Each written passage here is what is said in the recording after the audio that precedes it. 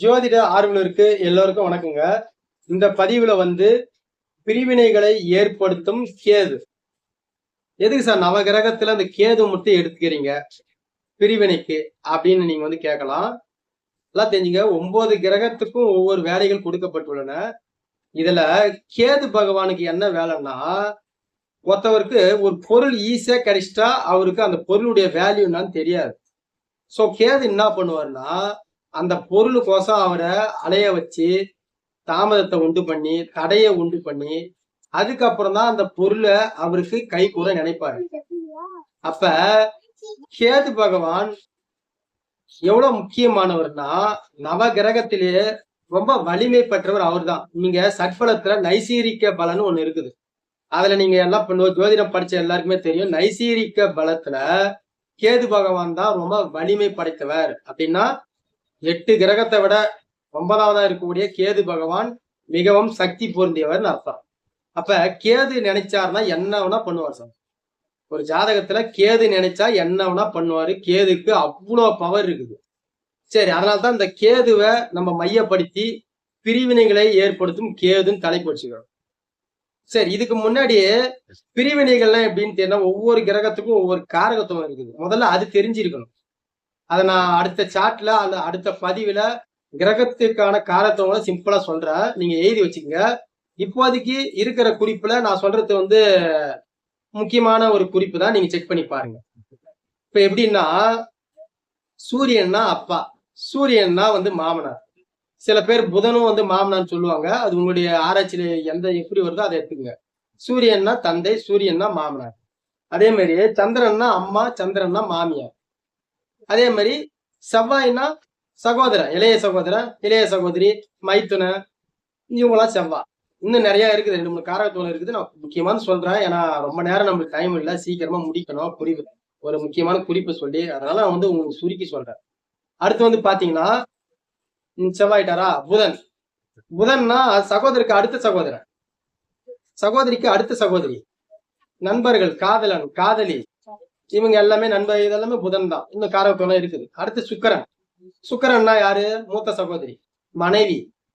அதுக்கப்புறம் பெரியப்பா மகள், சித்தப்பா மகள், அப்படி ஒரு கான்செப்ட் காரகத்துவம் வரும். அதெல்லாம் நீங்க பெருசா எடுத்து தேவை இருந்தா இதை மட்டும் பாருங்க. சுக்கிரன்னா மனைவி பிளஸ் மூத்த சகோதரி, இதெல்லாம் மெயினா எடுத்துக்கலாம். அடுத்து சனி, மூத்த சகோதரர், கர்மக்காரகன். சனி மூத்த சகோதரர், அப்படி எடுத்துக்கலாம். அடுத்து நம்ம ராகு. ராகுன்னா பாட்ட, கேதுன்னா பாட்டி. ஓகேங்களா? இப்ப காரகத்துவம்னாலும் சிம்பிளா இன்னும் இருக்குது. அதாவது உங்களுக்கு சிம்பிளா ஒரு பலன் சொல்றதுக்கு எது போதுமானதோ அதை முக்கியமானது சொல்றேன். ஏன்னா நம்ம குடும்பத்துல இருக்கிற ஒரு காரகத்துவத்தை பேஸ் பண்ணி தான் நம்ம ஒரு பலனை சொல்ல போறோம். ஏன்னா அப்பா, அம்மா, சகோதரன், சகோதரி, இவங்க தான் முக்கியமானவங்க. மத்தவங்க சித்தப்பா மகன், பெரியப்பா மகன், அவங்களாம் நம்ம எடுத்துக்க தேவை. நம்ம இதை மட்டும் பார்த்தா போதும். இப்ப எப்படி சார் இந்த கேது எப்படி உங்களுக்கு எல்லாம் பிரிவினை ஏற்படுத்தும் அப்படி நீங்க எப்படி சொல்லுவீங்க? இதுக்கு பிருகு நந்தி நாடின்னு உங்களுக்கு எல்லாம் தெரிஞ்சிருக்கும்.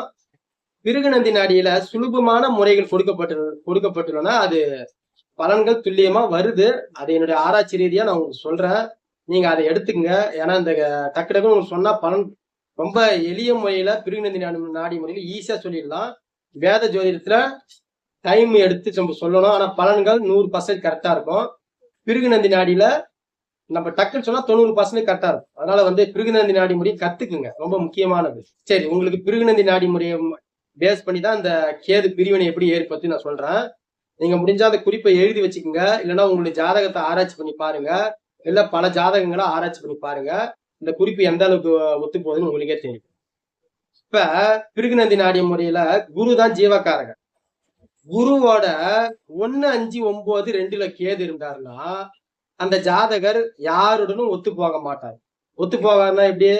தனக்குன்னு ஒரு வழியை ஏற்படுத்தியிருப்பார். யார் சொன்னாலும் கேட்க மாட்டார். அவருக்கு என்ன பாதையோ, அவருக்கு என்ன செய்யணும்னு தோணுதோ அதான் செய்வார். அதுதான் ஒத்து போக மாட்டார்னு அர்த்தம்.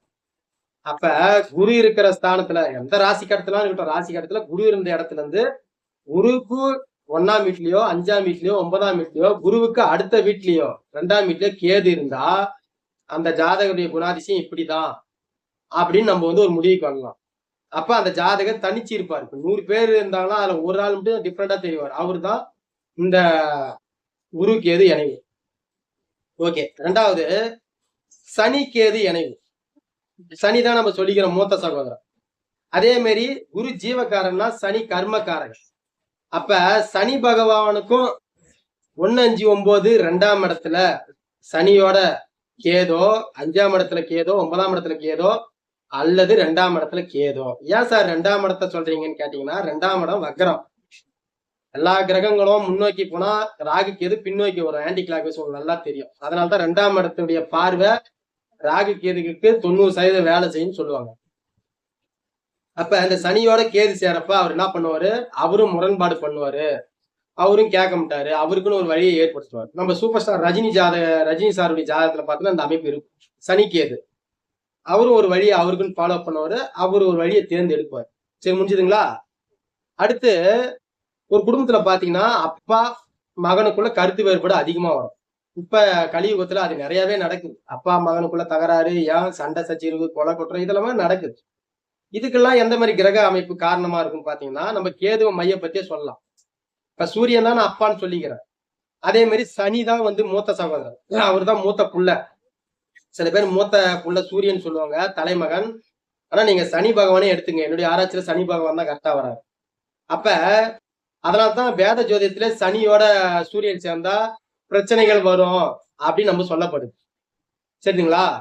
அப்ப சூரியன் சனி கேது இவங்க 2 பேரும் 1, 5, 9ஆம் இடத்துல இருந்தாலும் அல்லது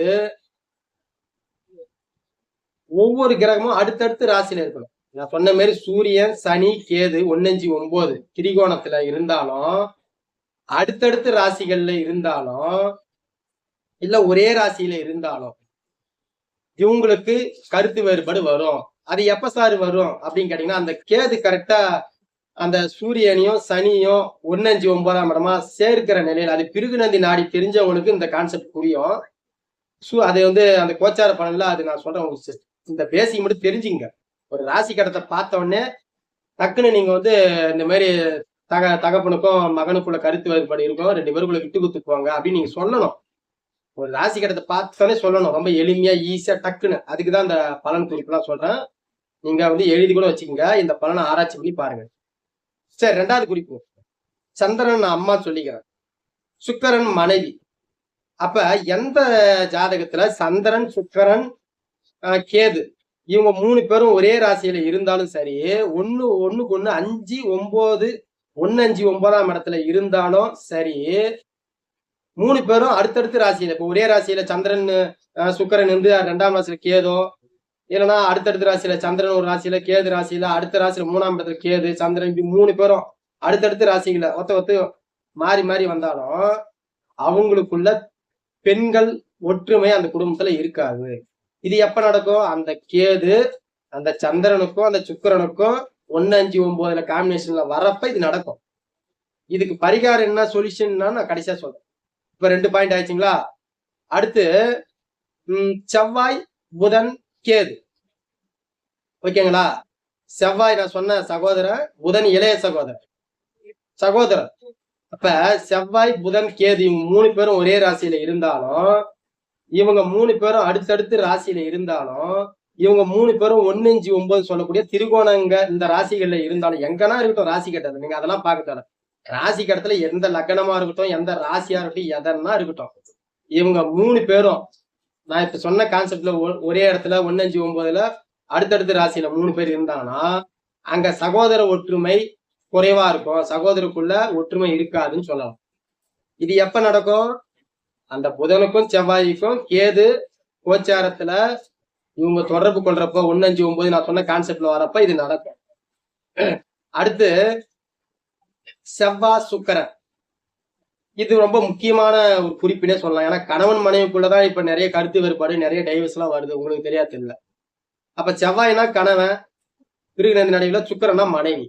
அப்ப என்ன ஆச்சு, இங்கிட்டு கேது வருது, ஒரே ராசியில செவ்வாய் கேது சுக்கிரன் இருந்தாலும், 1, 5, 9ஆம் இடத்துல செவ்வாய் சுக்கிரன் இருந்தாலும், அடுத்தடுத்து ராசினா உங்களுக்கு புரியாம இருக்கலாம். அடுத்தடுத்து ராசின்னா ஒரு ராசியில சந்திரன் செவ்வாய் சுக்கிரன் இருந்துட்டு அடுத்த ராசியில கேது இருந்தாலும், இல்ல செவ்வாய் ஒரு ராசியில அடுத்து சுக்கிரன் ஒண்ணு அடுத்து கேது இருந்தாலும், இதான் அடுத்தடுத்து இந்த மாதிரி இருந்தாலும் அவங்களுக்கு பிரிவினைகள் ஏற்படும். நீங்க பார்த்துனே சொல்லலாம். இது எப்பயுமே சொல்லக்கூடாது. எப்பயுமே இது வந்து டக்குன்னு இந்த மாதிரி ஆயிடும் அப்படின்னு சொல்லக்கூடாது. நீங்க நம்ம கோச்சாரத்தை இணைக்க தெரிஞ்சிருக்கணும். அந்த கோச்சாரத்தை இணைக்கிறப்பதான் இந்த 1-5-9 கான்வெர்ஸ்ல இந்த கேது வராரா, ரைட்டு, அப்ப எங்க பிரச்சனை இருக்கும், சகோதரருக்குள்ள விட்டு குத்துப்பாங்க, கணவன் மனைவிக்குள்ள விட்டு குத்துப்பாங்க, 2 பேரும் அப்பா அம்மா பெண்களுடைய விட்டு குத்து போதல் புரிதல் வேணுங்கன்னு நம்ம சொல்லணும். இப்ப உங்களுக்கு புரிஞ்சிருக்கும் கேதுவால் எப்படி பிரிவினைகள் ஏற்படுதுன்னு நான் சொல்லிக்கிறேன். இதுக்கு என்ன சார் பரிகாரம்? சரி, இப்ப இந்த 1-5-9 வந்தாலே கேது பிரிவினை ஏற்படுத்திடுவாரா, இதுக்கு மாற்று சொல்யூஷனே இல்லையான்னு கேட்டீங்கன்னா இதுக்கும் சொல்யூஷன் பரிகாரம் இருக்குது. என்னன்னா 1-5-9 அடுத்தடுத்த ராசியில நம்ம சொன்னாலும் அந்த இடத்துல நட்பு கிரகம் சொல்லக்கூடிய, இப்ப சுக்கிரனுக்கு யார் நட்பு கிரகம்? சுக்கிரனுக்கு புதன் நட்பு கிரகம், சுக்கிரனுக்கு சனி நட்பு கிரகம். இவங்க எல்லாம் இருக்கிறப்ப என்ன ஆகும்னா இந்த பிரச்சனைகள் சரிப்படுத்தப்படும். ரொம்ப பெரிய அளவுல அந்த பிரச்சனைகள் போகாது. அதான் அந்த 1-5-9 இவங்களுக்கு நட்பு கிரகம் இருக்கணும். 1-5-9 அடுத்தடுத்த ராசியில நட்பு கிரகம் கூட துணையா நிக்கணும். அதுக்கு முதல்ல உங்களுக்கு நட்பு யாரு பகை யாருன்னு பிருகுநந்தி நாடி முறை உங்களுக்கு தெரிஞ்சிருக்கும். ஏன்னா வேத ஜோதிடத்திலும் பிருகுநந்தி நாடி முறையிலும் நட்பு பகை கொஞ்சம் மாறுபடும். அப்ப பிருகுநந்தி நாடி முறையில இருக்கிற நட்பு பகையை நீங்க தெரிஞ்சிருக்கணும், கிரகங்களுடைய நட்பு பகை. அப்ப அந்த நட்பு கிரகங்கள் இருக்க கை கொடுக்கும். இப்ப பெரிய பிரச்சனை வருதுன்னா ஒரு சகோதரனோ இல்ல சொந்தாரு பெரியப்பா சித்தப்பா வந்து அங்க வந்து பஞ்சாயத்து பண்ணி இதெல்லாம் தப்பு விட்டு விட்டு போவாங்க, பஞ்சாயத்து பண்ணி அதை வந்து சமன்படுத்துவாங்க. அதுக்குதான் அந்த கிரகம். அவங்க இல்ல நட்பு கிரகம் இல்லாருன்னா அந்த பிரச்சனை பெருசாயிடும், கோர்ட்டு டைவர்ஷன் போகும். சரிங்களா? இதுதான் சிம்பிள் கான்செப்ட். அடுத்த பதிவுல வந்து நம்ம எப்படி கேதுவால இன்னும் ஏதாவது பிரச்சனைகள் இருக்குதா, கேதுவால வேற சொத்து தகராறு வருமா நம்ம பார்க்கலாம். இந்த பதிவுல சிம்பிளா தெரிஞ்சுக்குங்க. இதை எப்படி இணைச்சு நம்ம சொல்லணும்னு வந்து கோச்சார முறை உங்களுக்கு தெரியணும். நான் அடுத்த பதிவுல கோச்சார பதிவை பத்தி நான் அடுத்த பதிவுல ஒரு பதிவுல போடுறேன். அப்பதான் உங்களுக்கு ஈஸியா புரியும். முதல்ல ஒரு ஜாதகத்தை பார்த்தோன்னே இதை தெரிஞ்சுக்குங்க. உங்க ஜாதகம், உங்க சொந்தக்கார ஜாதகம் இந்த மாதிரி இருக்கிறவங்களுடைய ஆராய்ச்சிக்காக ஜாதகத்தை வாங்கி நான் சொன்ன குறிப்புகள்லாம் ஒத்து போகுதான்னு செக் பண்ணி பாருங்க. செக் பண்ணிட்டு கமெண்ட்ல பதிவு பண்ணுங்க. நன்றி நண்பர்களே. அடுத்த ஒரு சுவாரஸ்யமான ஆன்மீக பதிவை சந்திக்கலாம். நன்றி, வணக்கம்.